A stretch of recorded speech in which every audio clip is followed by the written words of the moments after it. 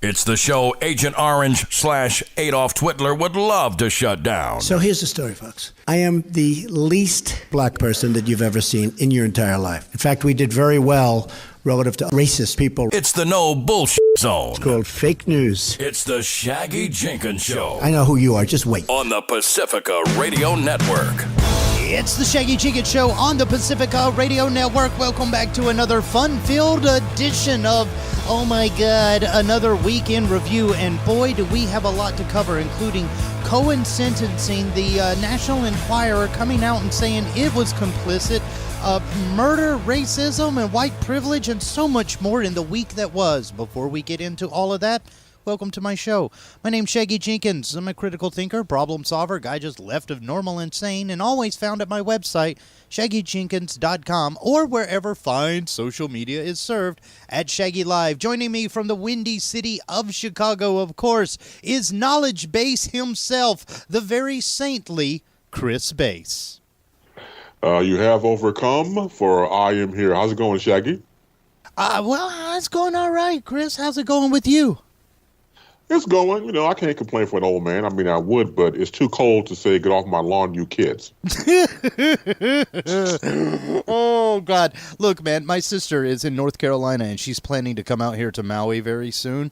And she was telling me today, she goes, that trip cannot happen fast enough with this cold snap. Yeah, good for her, man. Get a chance to get warm, because I'm telling you, it's cold in the witch's teeth and the steel brazier around here, man. So you got to stay warm. Ooh, well, let's that's cold. That's cold, but let's go ahead and say that's not as cold as going and doing that infamous thing that we're not supposed to be done, thanks to New Jack City, snitching. It's really a cold day in the White House today, isn't it? It is. I'm sure they're wearing parkers and sweaters and scarves and, you know, mittens and the like, because it's just probably a little bit too empty, a lot bit too cold and drafty.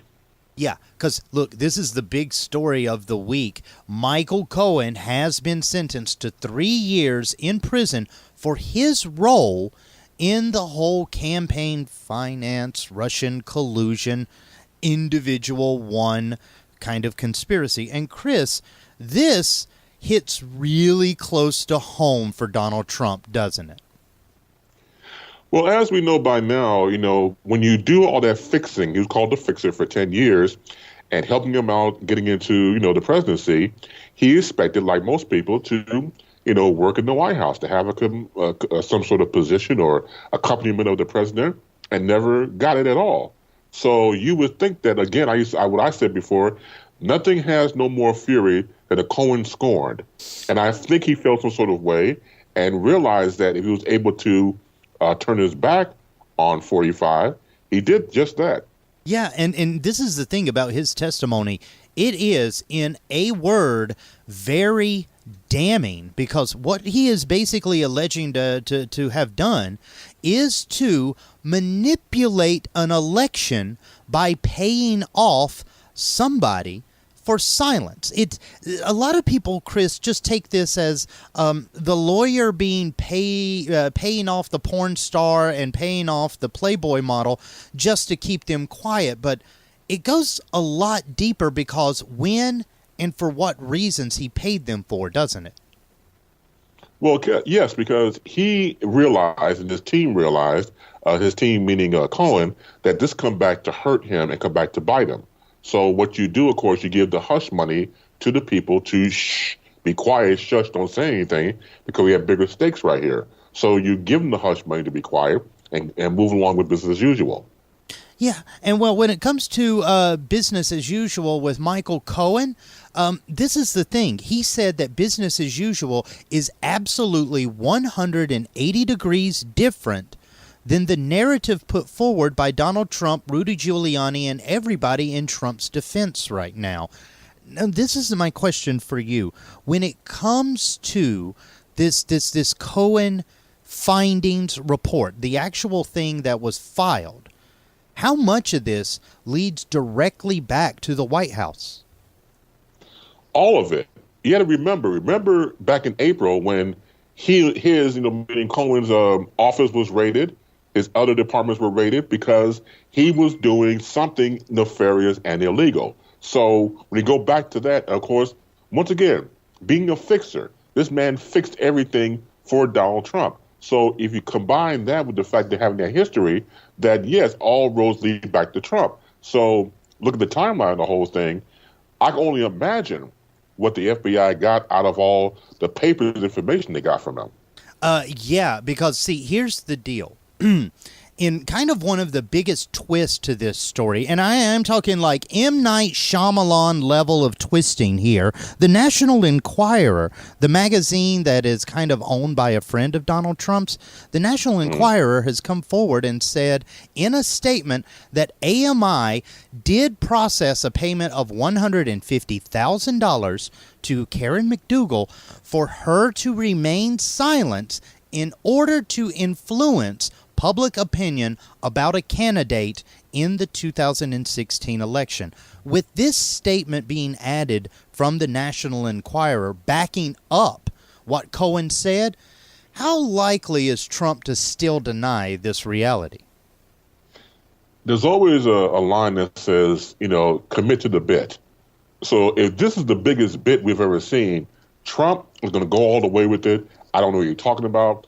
It's not me. Somebody looked like me. Somebody had possible orange hair. He's going to go all the way with it because he got to stick with the lie. Because the lie has to be truthful for people to believe. Now, you don't believe it's the truth. That's why you have pushback. So he can say all he wants to. People know that the time is nigh. The time is near for Trump and all these implications coming forward. Now, this is the thing about Trump and this latest whole kind of Michael Cohen revelation. Now with the National Enquirer coming forward and saying, hey, look, we're backing up Cohen here and saying that, yes, indeed, we did, in fact, pay off somebody for too directly, I should say, influence the presidential election, public opinion. We've went from what Donald Trump, and this is the funny thing about this, because I got to ask you, Chris, Donald Trump said that this is just kind of a civil matter and that it was just a bunch of adults paying each other for adult things, so it's not really a crime. Is Donald Trump a legal expert? If he is, then I own Disney World. So, of course, no, he's not. And we all know this. So what's happening here is someone who constantly believes that everything he says will be embraced, going back to Trump. And we all know it's not going to happen. But he tries anyway. The man is in his 70s. He's not going to change. And he's got to stick with the story, like I said before in the conversation. What's happening here is that it's the dismantling of his connection to Cohen, to Stormy Daniels, to the Playboy model, to everybody. It's going away.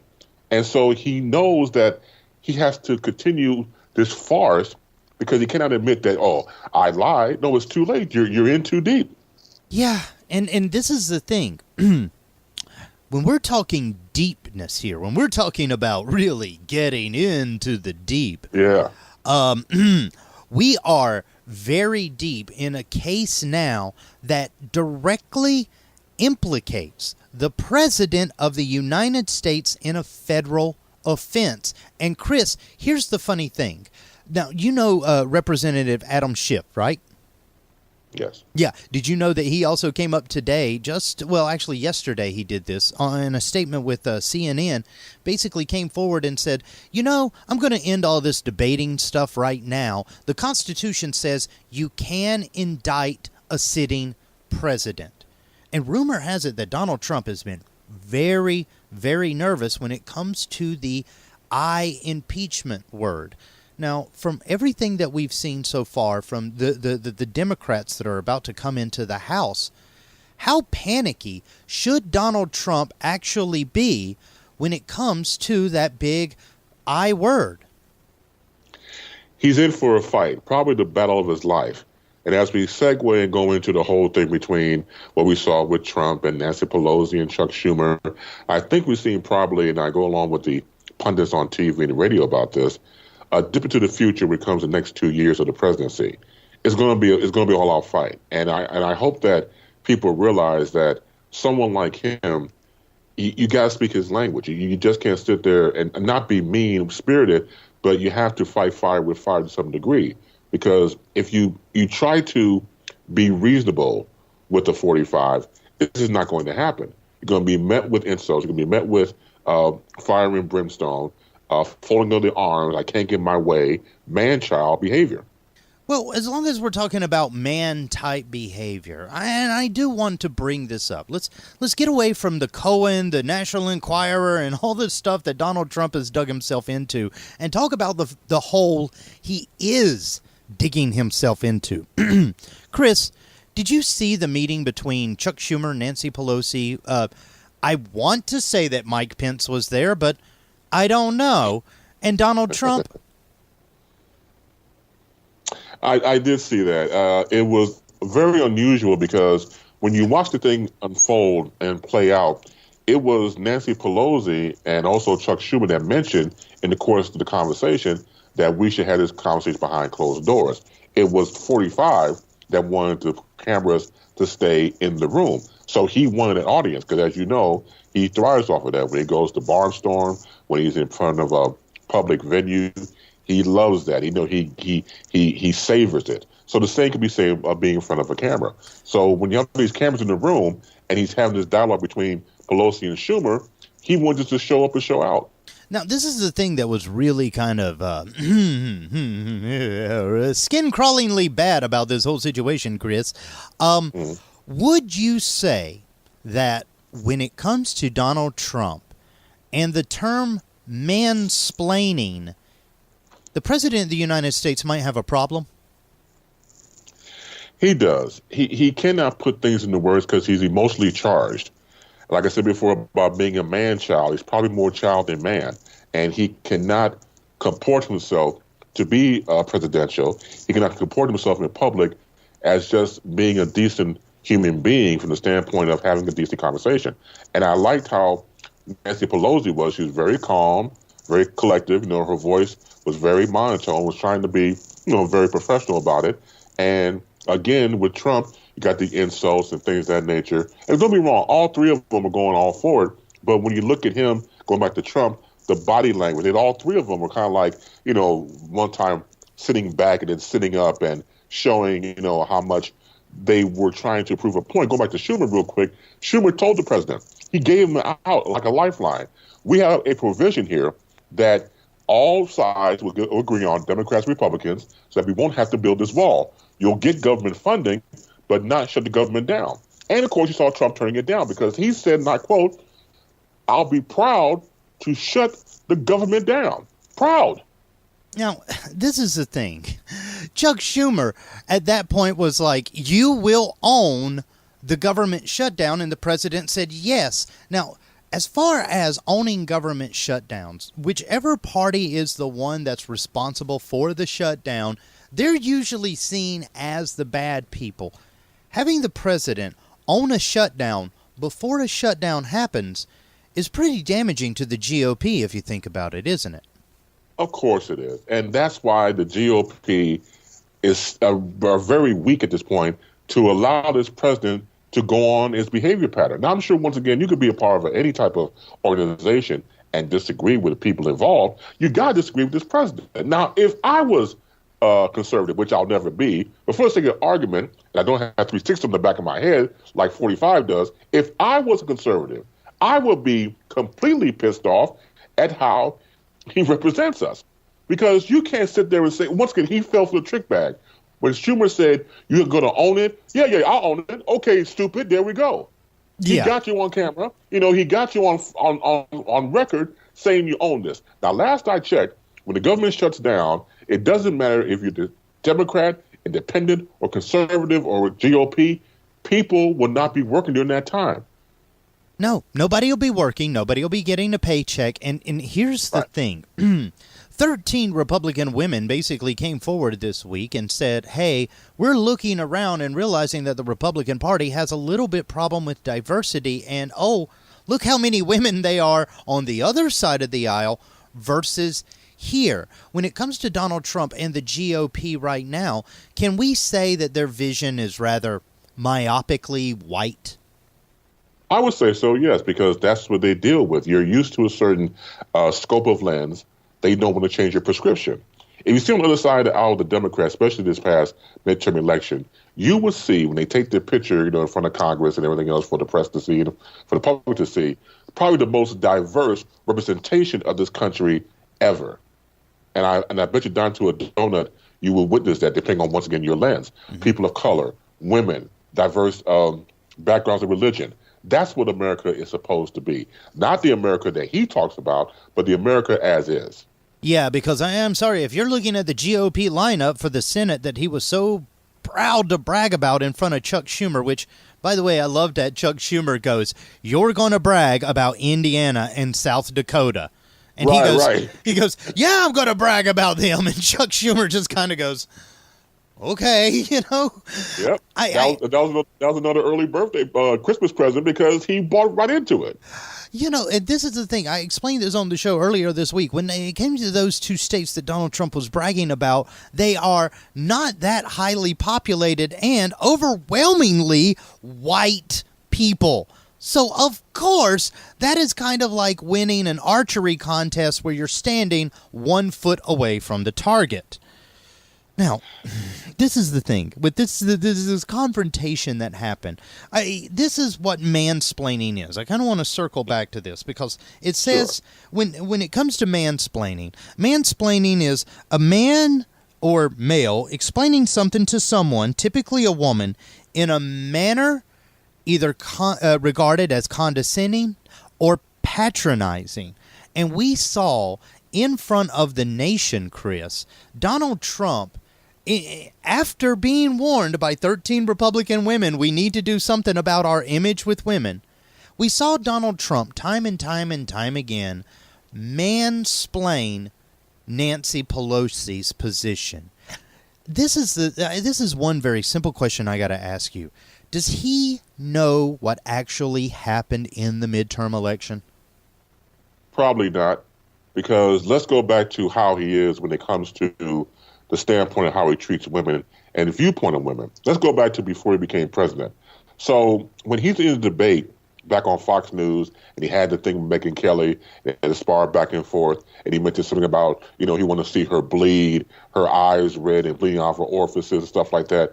That's not only disturbing, but you should be checked mentally, because what is it with him when it comes to women and blood? For example, he's done it to a few women as far as the standpoint of that type of description. The one that's on with Morning Joe, Mika. He said it about her too. Right, Mika, about her plastic surgery. So again, and of course, our infamous ground by the P, you can see his demeanor of women, even in the Oval Office with Nancy Pelosi. You saw it for yourself. Yeah, now this is the thing. I'm just going to throw this out here, as long as you mentioned Donald Trump's fascination with women and blood. Mm-hmm. This is not a guy that goes and shops for feminine hygiene products. Well, I hope not. God. But, okay, this is the thing, because this was a bloody mess. It was supposed to be, for the most part, let's just kind of explain what these pressers are supposed to be.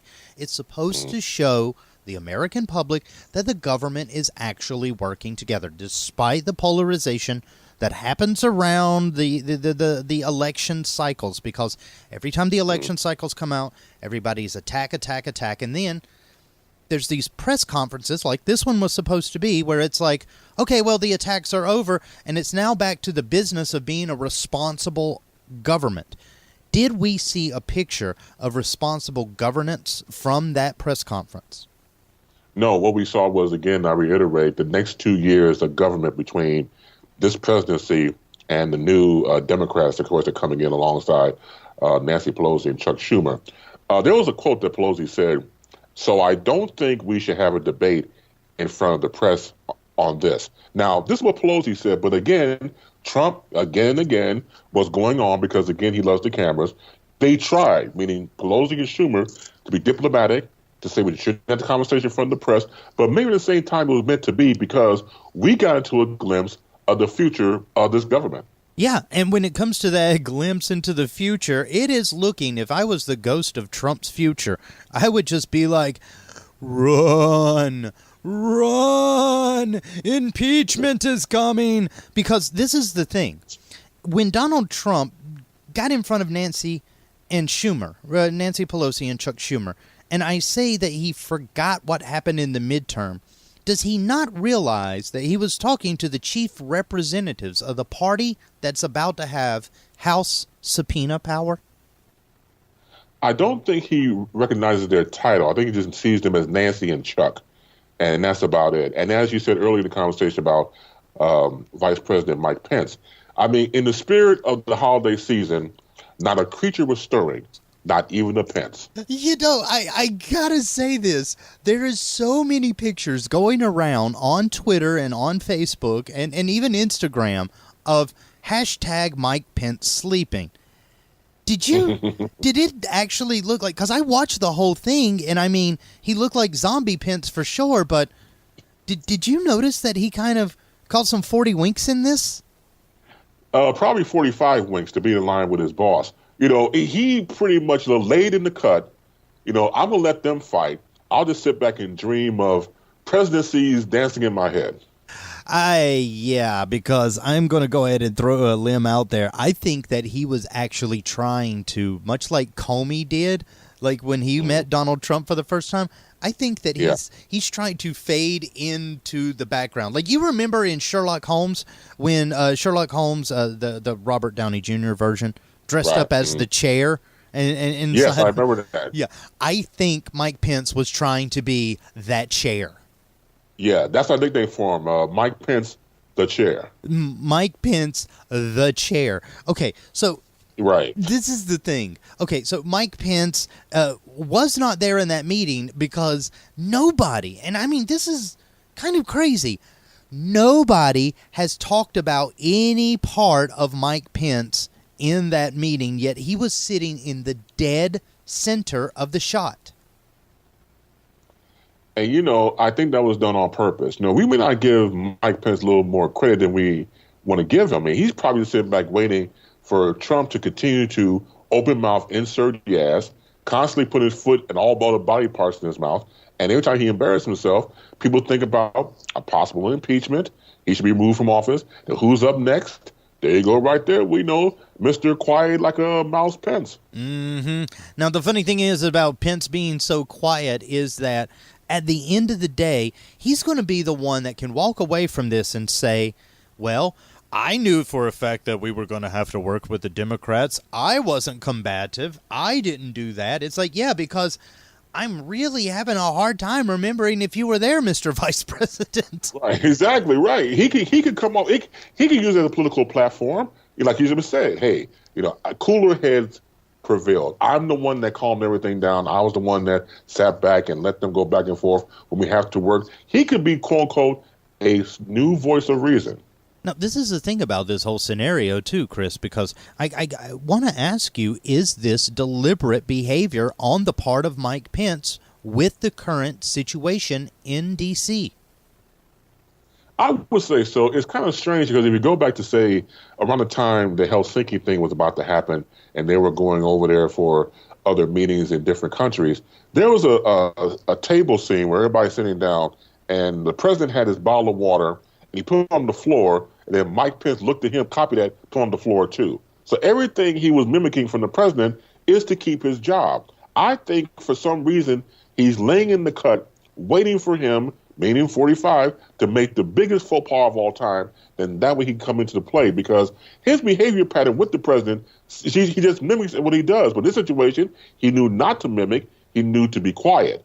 So, I don't know, man. We have to take a look at Pence. He's probably a little sneaky over there. This is the thing. I didn't picture him as this until you brought it up, but he is literally the Jane Goodall of the White House. He is the Trump whisperer. He's Trump's in the mist. He put the banana on the floor. Put the banana on the floor. Don't anger the alpha silverback. Exactly. Okay, final thoughts on this, because like I said, we were supposed to be able to see a government that was going to look very cooperative with each other, very hunky-dory with each other, and we didn't see that. Is this looking good for the rest of the country, Chris? No, it doesn't, because we're always in the crossfire as citizens of this country, and we have to take note of that, because when we see them, meaning going back to Trump, Pelosi, and Schumer having it out in the government, it affects us. And sometimes we have to put ourselves in the equation because they represent us, going back to Democrats, Republicans, and all alike, that representation of who we are. Now, I don't want to get into a fight or verbal fisticuffs with other people, other parties. I want what's right across the board for everyone. But see, that's too much like right, and you're going to have this constant battling between all these figureheads. But once again, the president, who is just, I don't know, like you said earlier, a connotation about New Jack City, he's Nino Brown, or in this situation, Nino Orange. If I go down, everybody goes down. Yeah, well, that's just it. I think when it comes to the week that was with Donald Trump, it's pretty much safe to say that both engines are on fire, and he's about ready to make a nice fat crater, isn't he, Chris? Yes, he is. Absolutely. Oh, God. All right. Well, look, we got to take a quick break, but when we get back in just a sec, we've got a couple of sensitive stories to talk about. One dealing with a very real problem of white privilege in this country, and the other one dealing with a young death and the terrible reasons behind it. Now, if you want to know how sad the real state of America is, not just the Trump stuff, but the nation at large, stay close as we cover it up on the Weekend Review right here. It is the Shaggy Jenkins Show.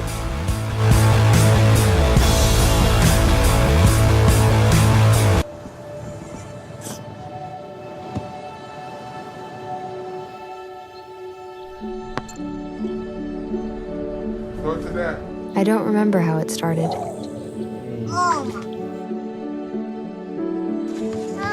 Our back and forth. Victory. Fumble. Repeat. It always came back. Dad! Okay, here we go, throw it! Yeah. You probably don't remember what you told me, That was perfect. but I heard every word. Nice.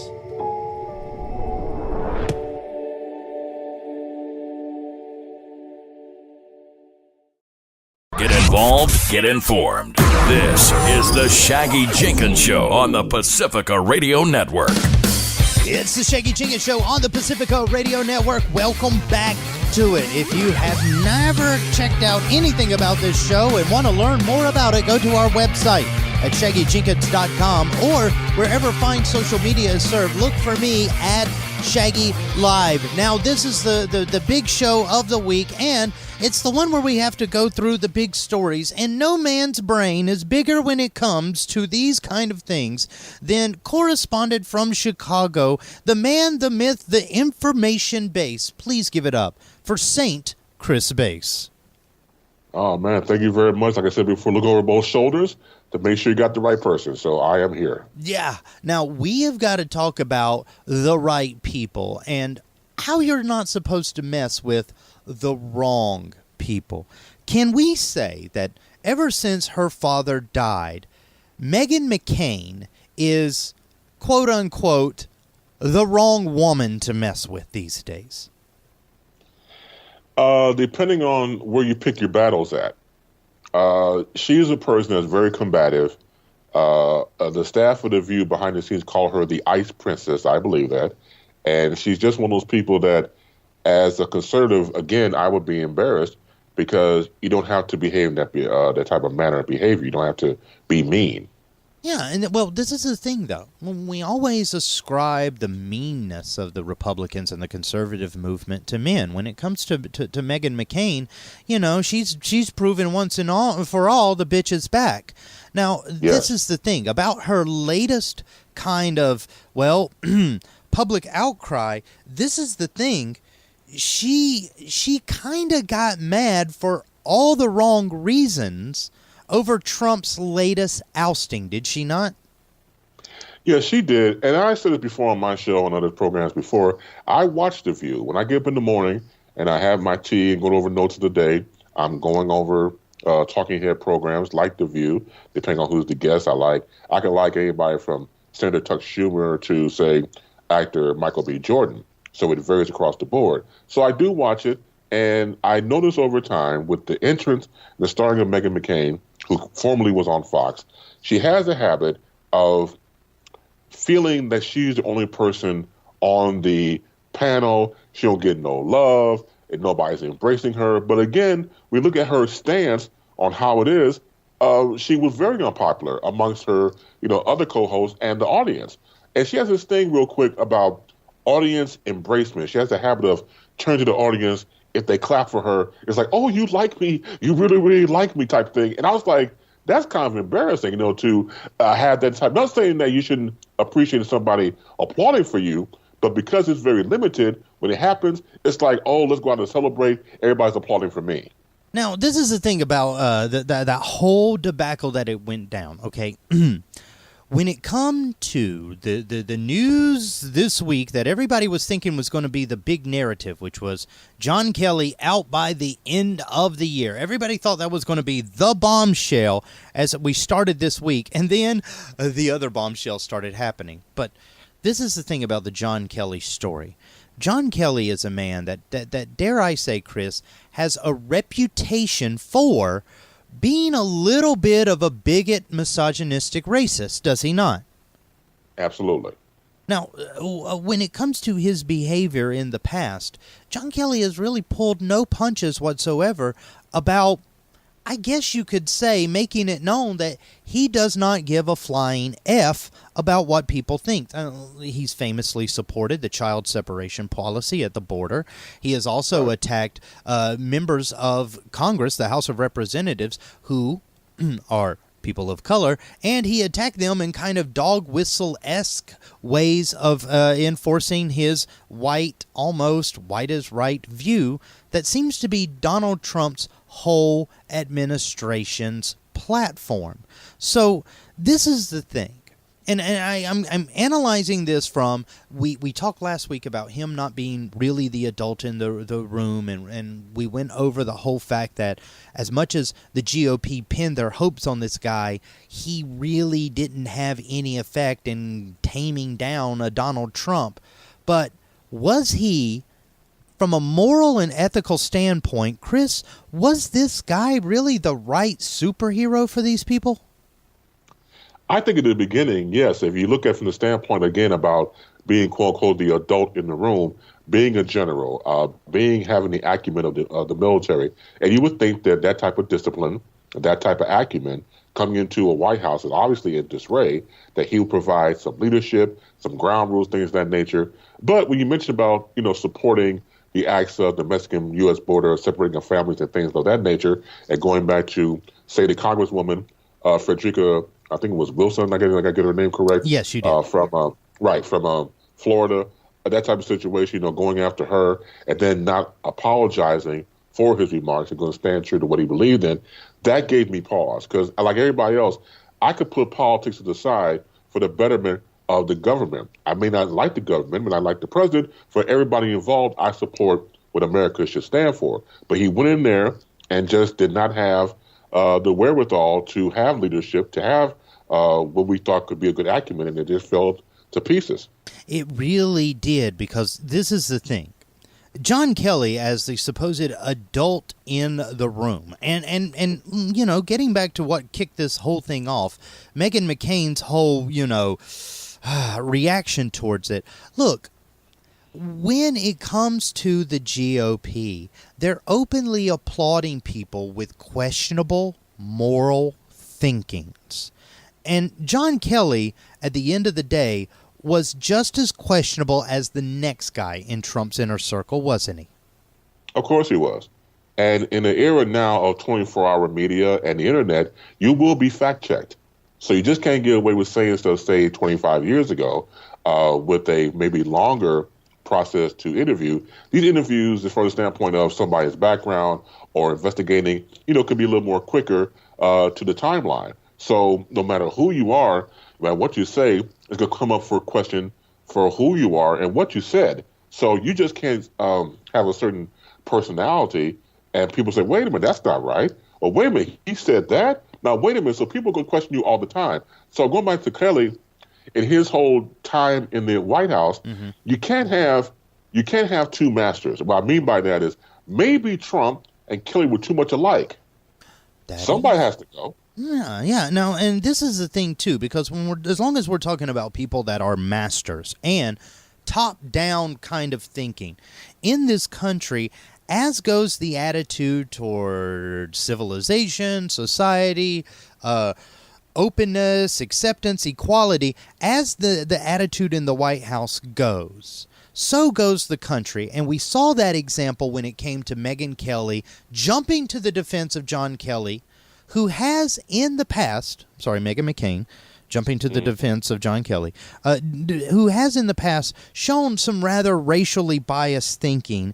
And a story this week out of Alabama, Chris, not only did it break my heart, but it's kind of saying why this kind of stuff that people like John Kelly and Donald Trump do openly, why it's dangerous.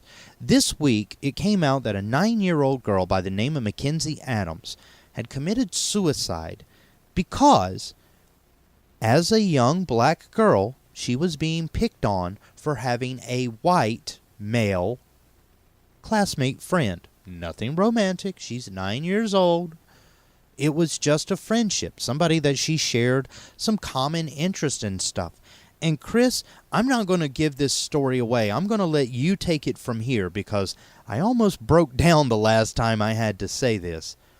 Why did she commit suicide? She committed suicide because her classmates were getting on her for having a white friend. Some of the comments that they said that she was bullied the entire school year with words such as "kill yourself," "you think you're white because you ride with that white boy," "you ugly black bitch," "just die." And when I was reading this, like you, I got tears in my eyes. I got 2 daughters. And I was reading this, I'm like, first of all, that got to my mindset was, where did these children get this "you die and kill yourself" mentality from? These are children. Now, let's go back to when I went to grammar school, which was, of course, walking to school 25 miles and, brick and mortar type stuff. I didn't hear anything about when I was bullied about killing myself. Never. It was never that. But what kind of mentality, where is this coming from? It's coming from the parents, is it coming from the internet? When you hear this type of language, that is detrimental. They shouldn't be using language like that in the first place. The bullying is going to continue on. I'm glad nowadays people see how much bullying is vitally important, because I think with certain people in administrations, not all of them, they kind of brushed away as a rite of passage. No, this is possible life and death. We see this happening. This young girl had transferred from a school prior to this time because of bullying. So now she goes from one school to another school, and the same thing happens, if not worse, and she unfortunately hangs herself. Yeah, and this is the thing. She is not a lone story. Although that her age made her national headlines, Chris, overwhelmingly in the United States, we underreport people of color, minority communities, suicide death rates. And we do that because reasons. Now, when it comes to this story, though, and I hate to say this, but this is not an uncommon story in America, is it? No, it's not. And that goes back to the media not covering it because, again, the media has its standards of what they deem as important. So that's a whole different conversation for another program. But at this time right now, talking about this young girl, when you look at the pressure that children have. For example, when you and I are going to school, this is way before the internet, obviously, we left school, depending on your time, in my situation, 3:15. If you had a beef with somebody, you went and fought after school in the play yard, and then you had up fisticuffs and everything else. Then you went home, did your homework, had supper, got cleaned up, went to bed, did the whole thing the next day. You had a break in between going to school and going home. On the internet, there is no break. It's all 24 hours. So you are bullied in real life and in cyber. And that's why the cyberbullying comes into play. Now, this is the thing, too, because Melania Trump would tell us that we need to be pissed. But when it comes to the top-down example, and this is kind of the thing that I was alluding to with people like Meghan McCain, that as much as America wants to embrace her because she's the daughter of John McCain, she does tend to have some kind of outlandish thoughts, not exactly America's sweetheart. And when it comes to other people like Donald Trump, who's a dog whistler, faux show, and, well, people of his cabinet, I don't want to go through all the names. All this behavior seems to be registering, at least among Americans, as safe behavior. And this is the thing. When it comes to these white, racist, supremacist type thinking people, they're seeing from a top-down approach that the White House is saying, hey, it's okay to be openly racist. And they're spreading that message to their kids, because I'm going to go out on a limb as saying that I am a parent of a small white child, and never once has she ever told anyone to kill themselves. I'm thinking it has to do something with the way that she was being raised. How do I know? I'm her father. So this stuff is clearly racist nurturing versus racist nature in this country, isn't it? It is. This is learned behavior. You don't come out being a racist. You're taught that. You're learned that. Somebody, your family, your friends, associates, instill these quote-unquote values or mindsets in you, and either, depending on your age, embrace it or not. For example, there was a viral video that came out about a week ago, and his father is showing his 10-year-old daughter walking to school. He's punishing her because she was on the bus bullying people. And he said for a week straight, she's going to walk to school. Now, some people could say that that's not right. I applaud it. I think it was fantastic because he's not doing anything wrong. He's trying to instill a value in the child. Say, look, we didn't teach you that. How dare you act like a bully on the bus? So now, since you can't be on the bus and suspended, you're going to walk for a week. Yeah. And look, this is the thing. Anytime that you're trying to reinforce your child's positive for communal worldviews, like not being a racist prick, not being misogynist, bigoted, or anything like that. Anytime that you're actively educating your child to do that, I think you're actually working towards making the world a better place. But it seems like, as of late, people around Donald Trump, and specifically the white people that support Donald Trump, time and time again, they seem to be going, the rules don't really apply to us like that. Well, that's because they come from a background, that same thing. They don't believe that there are no rules. How dare you, challenge me or question me because I know it's supposed to question and challenge you. It must be great. It must be, fantastic to have an ego where you think that the rules don't apply to you, that you are just above everybody, that you must be, somewhat immortal in your behavioral pattern.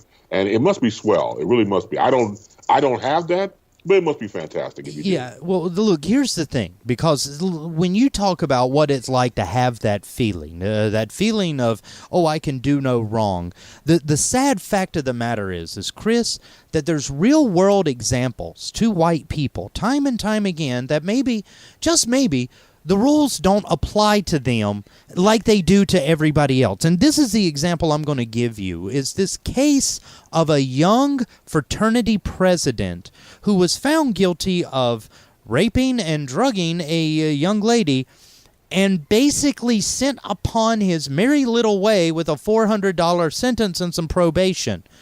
This is disturbingly lax treatment for a vile sexual assault of that nature, is it not? It is, Shaggy. Again,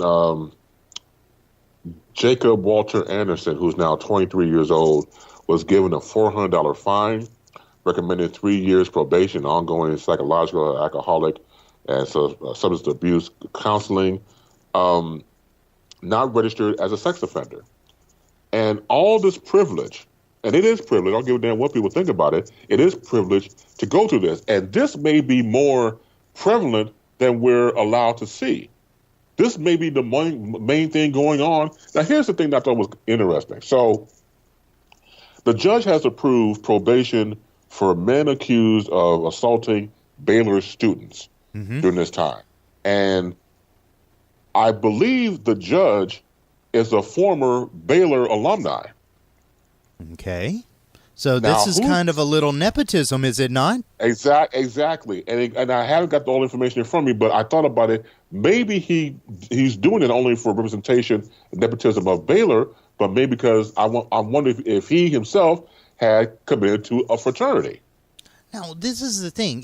Fraternity or not, a judge is supposed to uphold fair and equal application of the law depending on the severity of the crime.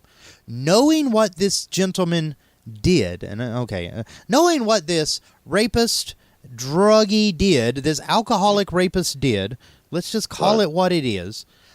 Right. Knowing what he did, Chris, did he get fair and equal application of the law? For him. See, that goes back to the judge's mentality. With the judge, is it law first and then doing the right thing, or is it fraternity first, then the law? So we don't know what his mentality is. If this is true, that he has approved probation for men accused of assaulting Baylor students, then he's obviously showing nepotism, like you said, favoritism, and he's judging the law as he deems it, not as the law itself. Yeah, now when it comes to the law itself, let's just go ahead and say that if somebody with a little bit more color to their skin had created anywhere near half of the charges that he generated, they would have been thrown under the jail. Am I right? They would be destroyed and put into cremation to help the cement to make the jail foundation. And not only that, Shaggy, if it was a black man and a white student, you can forget it. Oh, God, I know. You can forget it. No. Yeah, that's a done deal. Yeah, let's not forget the infamous Duke Lacrosse case and how long that took to resolve for a really crazy reason. But this case particularly bothers me because, look, I try time and time again to come on this program and say, hey, America's getting better. America is getting more equal. Oh, my God, look, not too long ago, we celebrated things like marriage equality, and we're working towards all this progress. Now Donald Trump's come along, and time again, I find myself going in front of people and saying, look, I don't know what's wrong with these honkies. I'm seriously over these crackers. I have tried my best, and I just don't know what to do. Chris, when it comes to the kind of message that we're sending out to other races in this country right now, do you think that we're showing them all men and women are created equal, or are we showing them a very scary, scary path that America seems reluctant to turn off of? I think we're doing the latter. I think that we're holding up a mirror to America, and the reflection is not well to witness and see. So I think what we have to do continuously is to let people know about your surroundings, other surroundings in different other cities and states, because that helps us become more connected to us all. The internet is a great thing when great people are a part of it. So it's all a mixture of, who you are and what you are. And then you have people, of course, who are just, stupid asshole people that get on the internet and do their thing and become cyberbullies and the like. So it's a great thing for educating us all, but don't be surprised if people out there have an ulterior motive. Now, this is the thing, because there's also a very interesting angle of this. So, this guy was a president of a fraternity. And if you know anything about the college experience and fraternities in general, this is where the next generation of business acumen, governmental leaders, doctors, and lawyers, this is where our leaders come from. And kind of a big expose story this week that I put up on the Shaggy Jenkins show page on Facebook, there was pictures of ritualistic hazing, ritualistic overconsumption of alcohol, things that, like showing penis and running around naked, things like this behavior is just almost to the level of illegality, encouraged in massive amounts of numbers. And Chris, time and time again,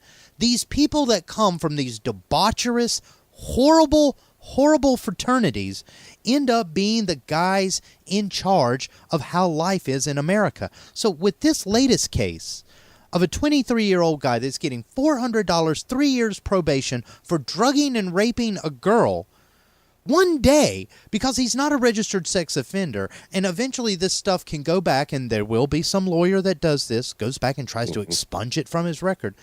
This cracker is going to go ahead and skate through life unharmed, yet he's done permanent damage to his victim. So I'm just going to bring up a very, very simple question that I'm going to ask directly from my people to everybody else. And Chris, you're the representation of everyone else. Look, is it safe to say that white privilege is something institutionalized in the United States, and that very horrible people use it to get by when they create atrocious acts like this young man, and then later go on to make decisions about all of us? Yes. No. Because it's generational. So you got to think of what you just said. When you mentioned about these people becoming, future lawyers, future doctors, or administrators and everything else, depending on who they are, they can go into their respective jobs and do quite well and flourish. But going back to the whole privilege thing, when you have someone like, for example, this judge who pretty much, not even get a slap on the wrist, just open the door and say, walk through it and you're free. In that situation, somebody got to replace him. So who's to say that somebody else coming behind him has those same quote-unquote core values of entitlement, of look out for your own, and things like that. It's generational. It wouldn't surprise me a bit. Now, this is the thing, too, is because fraternities for decades, okay, let's just be honest, for centuries, have institutionalized kind of this fake elitism amongst its members. And when it comes to fraternities in the United States, a country that is, let's just go ahead and say, overwhelmingly despairing against minorities entering the college experience in meaningful numbers, fraternities overwhelmingly are starting to become the breeding ground for white hate leaders of tomorrow. And Chris, nobody's pulling any checks on this. So should we be worried right now? We should be concerned, yes, absolutely. And let me put this on the table as well, I know people personally, like my cousin and a good friend of mine who works in, different fields, that they were a part of fraternity and sororities type. They do the great things in the community. I've seen it myself. And I think what happens is that on a national front, you get that tarnished stain because not all fraternity sororities are like that. But when people look at it from one broad brush perspective, they tend to say and whitewash or blackwash or whatever brush you have the whole thing. And let's not forget that there's also rumblings when it comes to white fraternities and black fraternities and other fraternities of people of color. They rock and roll with each other too. They have differences, and there's still race problems within the fraternities. It's a damn shame, but hey, I'll go back to what Dr. West said, Dr. Cornel West, before he lost his mind. We had a book called Race Matters. Okay, that's a must read. I highly recommend that book. Well, this is the thing, because we're going to run out in time here. So in about 30 seconds or less, Chris, with all of these headlines that we have just went through, is it safe to say that America still hasn't learned from its racist past, and this week has given us some very terrible lessons in that? It's terrible lessons, and racism will always be alive and well as long as it's taught. I will take this time to say the following. For people out there who have lost a loved one to any form of destroying themselves or suicide, National Suicide Prevention Hotline, 1-800-273-8255. Please call them. Yeah. Hey, and for everybody, thanks for joining us for this weekend review. We've got to go. Until next time, love you, mean it. Gate in, bye. We're